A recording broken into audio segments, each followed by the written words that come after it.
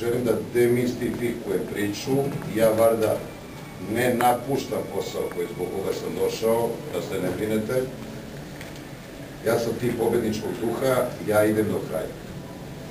Znači, javno mu saopštavam da izmeri dugove koje ima, obaveze prema vama koje ima, prema državi obaveze koje ima, da dovede Vadar u nula stanje kao što je ovaj čovjek doveo nula stanje i meni predao zajedno s ovim ljudima iskupa.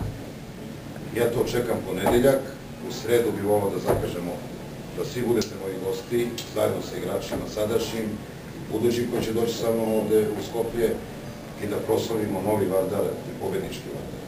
I da što pre ti novi ljudi krenu na pripreme, gde ćemo dogovoriti ja i Aca Bović u ovih par dana da izaberemo mesto. Pošto se biraju mesta, tražimo mesto gde mogu više utakmica da odigraju protiv, jer mnogo već kasnimo od svega.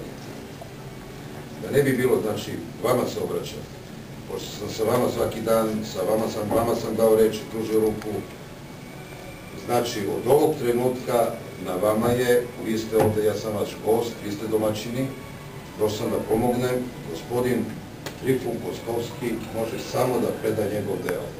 I udeo u fudbalskom klubu Vardar sa nulom, sa izmerenim svi obavezama prema igračima, sa izmerenim obavezama prema državi.